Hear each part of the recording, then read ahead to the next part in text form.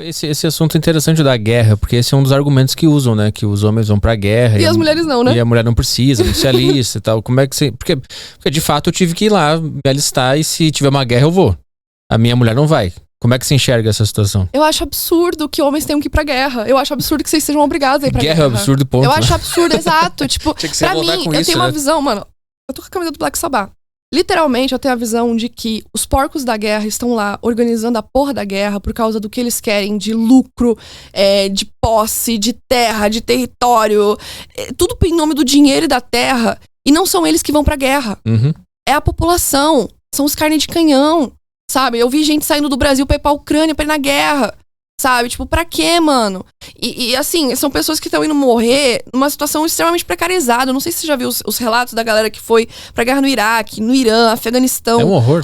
Eles voltam, assim, acabados. Uhum. A humanidade que eles viram, assim, a desumanização das pessoas, sabe? A guerra não é bom pra ninguém. Eu acho que ninguém deveria ser obrigado a ir pra guerra. Nem homens, nem mulheres deveriam ser obrigados. E eu acho um absurdo que no Brasil isso não tenha mudado ainda, sabe? Da gente ter um alistamento facultativo pra homens e mulheres. E de, tipo, realmente ter alguma movimentação até dos próprios homens de quererem esse alistamento facultativo pra que vocês não sejam obrigados a ir pra guerras que, tipo, vocês não têm que estar envolvidos. Pra mim é absurdo. Tipo, a gente tá... as pessoas até acham que as mulheres são privilegiadas por não serem obrigadas a ir pra guerra, né? Só que somos nós que estamos nos conflitos ainda, sendo violentadas, nos estupros de guerra. Somos nós que cuidamos desses homens quando eles voltam da guerra, surtados, violentos, com estresse pós-traumático. Somos nós que cuidamos da economia enquanto a guerra tá girando. Somos nós que cuidamos dos empregos ainda, das famílias, de tudo, dos negócios, sabe? Eu até comentei recentemente que eu tava assistindo Peaky Blinders, e Peaky Blinders mostra muito sobre questões históricas, assim. E é muito interessante que, acho que é no primeiro ou segundo episódio, que a tia Polly, ela sofre uma situação meio sexista, assim, do Thomas Shelby, que eles voltam, acho que de algum conflito que eles saíram, não sei se eles foram pra alguma guerra, algo nesse sentido, e que eles retornam pra casa e a tia Polly tinha cuidado de tudo. Ela tinha cuidado da casa, ela tinha cuidado de toda a economia ali dos Shelby, toda a relação deles, era ela que tava cuidando de tudo. Tia Polly que tava cuidando de tudo, uma mulher. Enquanto eles estavam na guerra sofrendo horrores.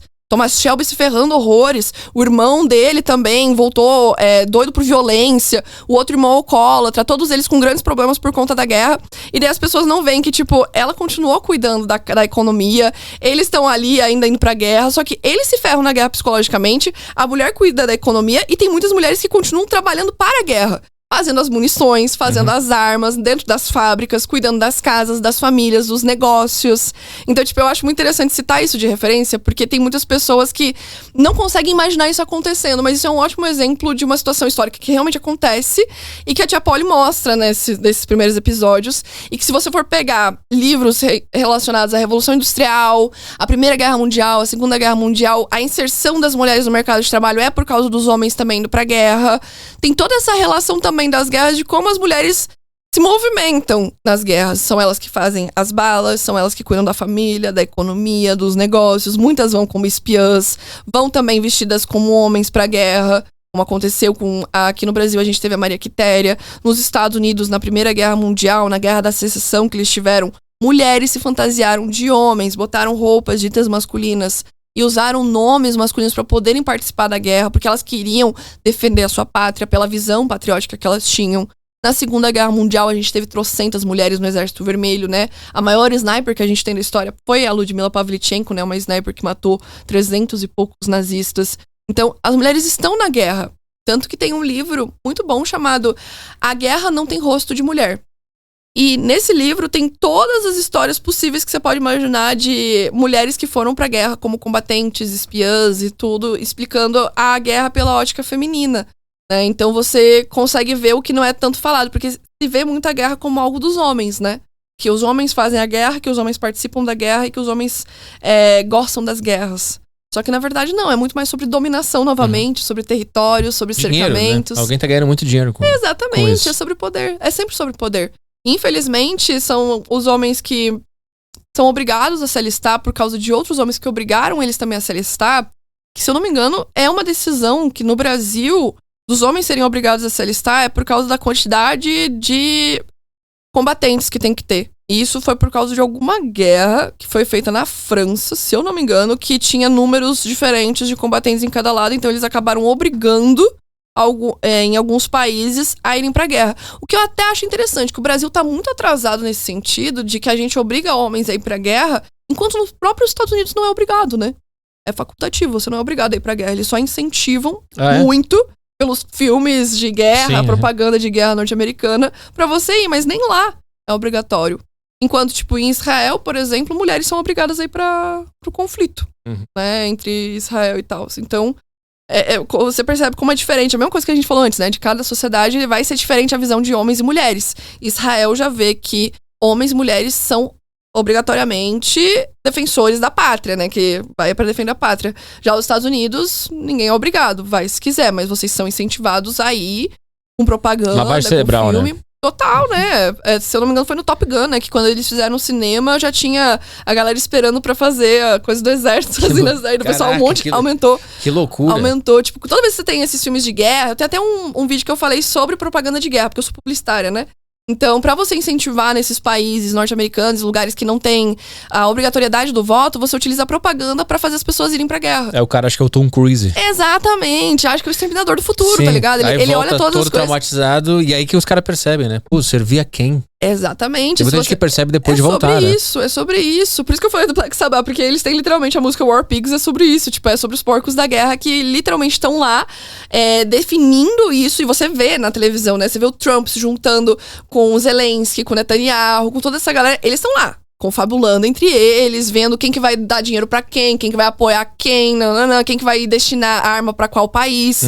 E quem vai se ferrar, com a nossa vida, né? Brincando com a vida da galera, brincando realmente, como se fosse só um jogo de tabuleiro, assim, agora a gente vai entregar pra vocês essas reservas aqui, a gente vai conversar com a União Europeia se a gente consegue alguma coisinha, senão vocês vão continuar na guerra. Vocês quem? O povo que tá lá se matando. Em nome de quem? Dos caras lá de cima. É isso que é de deixar qualquer indignado, sabe? Tipo, a música do System também, né? Biobi. Exato. Nossa, Biobi, exatamente. Exatamente. Tipo, quando você para pra pensar das críticas de guerra que existem nas músicas, é muita coisa, né? E realmente, a gente tem que criticar a guerra, tem que criticar a obrigatoriedade de homem pra guerra. Eu acho que o pessoal tem um pensamento que a gente tem que defender mulheres irem pra guerra também, serem obrigadas também a ir pra guerra. Só que pelo contrário, a gente tem que defender que ninguém vá pra guerra e que não existam as guerras. É que eu acho que o argumento vocês estão dizendo que vocês são oprimidas? Por que a gente vai pra guerra então? Mas se o cara conseguir sair dessa dualidade e entender quem tá em cima... E daí você pergunta pra esse cara, como eu já perguntei, quem obrigou os homens a ir pra guerra? Outros homens. A burguesia. Que ódio, né, cara? Me dá um ódio isso. A burguesia, pior que eu tento não ser comunista aqui, mas... É foda, porque se você for pensar, tem uma elite de poderosos, os porcos da guerra, que mandam e decidem. E decidem sobre todos nós. E aí quando você vê, você tá sendo convocado pra ir pra uma guerra que você nem... porque um velho brigou com outro velho. Você não vai ganhar nada, só tem a perder. Sabe? Você pode voltar com estresse pós-traumático, pode voltar e volta, sem um braço, sem uma perna, sabe? Às vezes não volta. É muito Entende? louco. Eu acho interessante também que tem muito desses conservadores que eles usam esse argumento, assim. Eu já me envolvi em debates com eles, e aí eu lembro que um cara falou assim sobre a minha pessoa, né? Pô, esse cara aí, imagina esse cara numa guerra. Aí eu fico imaginando, cara, esse é o seu argumento? É você ser usado por um velho bilionário e assim que você define se eu sou um cara bom ou não? E outra coisa, os caras que vão pra guerra... Que ele falou assim, esse cara especificamente, que eu lembro dessa frase, o moleque de 15 anos em 1940 já tava indo pra guerra, e esse cara aí tá vendo Barbie, porque eu tinha ido ver Barbie, era uma coisa assim o argumento dele. Mas como assim, cara? O cara de 15 anos depois que voltou pra guerra não teve uma vida. Esse cara não conseguiu mais viver nada, o cara tá com olheira, o cara tá com o olho arregalado, o cara não conseguiu ter uma vida boa. Por que esse é o argumento, assim, essa glamorização do cara que foi pra guerra? Isso é horrível, esse é o sistema te oprimindo por nada, por absolutamente nada, porque criaram uma história na sua cabeça e você vai lá matar uns anônimos. Eles pagam, tipo, por exemplo, eu vi a galera que tava indo pra Ucrânia, um conflito que nem a gente tá relacionado. O Brasil não era pra estar nesse conflito Ucrânia e Rússia. Aí você vê um monte de brasileiro indo pra Ucrânia, pra quê? Pra ganhar, tipo, um dinheiro ali e tal. Mas, cara, pensa quem que vai pra uma guerra assim, pra um conflito desses. E, tipo, não tem nada a ver com o nosso país. Não é sobre defender a nossa pátria, não é sobre defender o nosso povo. As nossas lutas é sobre você ir lá ser carne de canhão de outro poderoso de outro país que nem sabe seu nome, não sabe da sua existência. Se você morrer, esse cara não vai nem fazer um post no Twitter falando, que pena, entendeu? Ele só vai ler um relatório, puta, morreram 20 mil hoje. Manda mais, convoca mais tipo, 20. Precisamos de mais 20. De qual país do sul global que a gente vai pegar? Entendeu? É basicamente isso que eles pensam. Por que é brasileiro indo e não um monte de norte-americano indo, tá ligado? É porque é o sul global sendo carne de canhão do norte global como sempre.